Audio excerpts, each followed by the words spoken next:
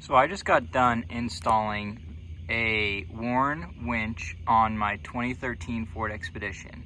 And I know there's a lot of you that send me messages on how things are done. So I'm gonna do this quick video, nothing fancy, on how it got installed. Don't mind the paint job, that's the next project. So for all of you Expedition owners out there, the one thing you're gonna have to look out for is that there's no way to mount it inside the bumper. But a 2013 F-150 mount, I think it's the 07 to 2014 rough country internal F-150 mounting plate will fit. But there's a couple things you need to know. First, when you come underneath the car, if you don't have a skid plate already installed, this third screw right there is not included in the packaging. So you have your front two that you use for the tow hooks, so those will fit, but this third one doesn't come with the kit because on F-150s that's already in there.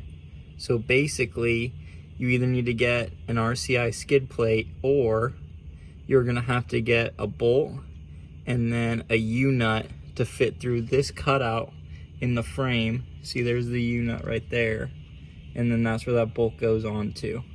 Second thing you're gonna have to look out for is in the Expedition, there's not enough clearance like in the F-150.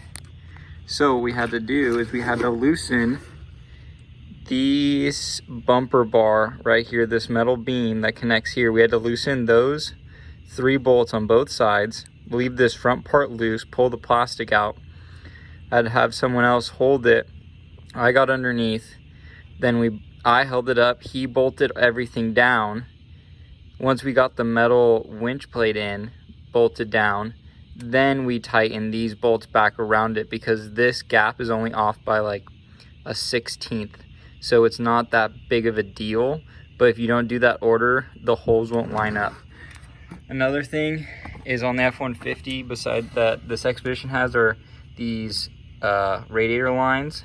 So because of that, I had to drill my own holes into the side of the worn outcut and then run the lines around to where they're wired.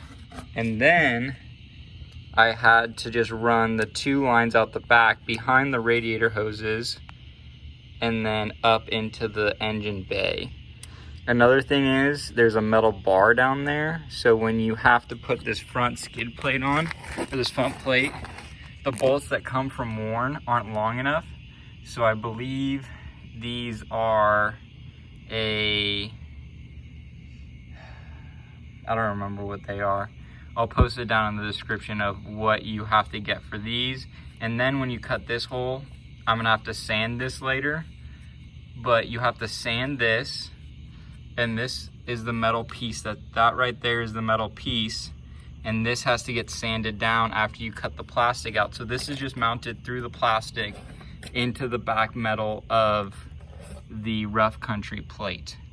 And then once that's all said and done, I think those were the big issues that we ran into. If you have any other questions, just follow me on Instagram, Heifer Offroading, or leave a comment down below so I can answer that for you. Have a good one, good luck.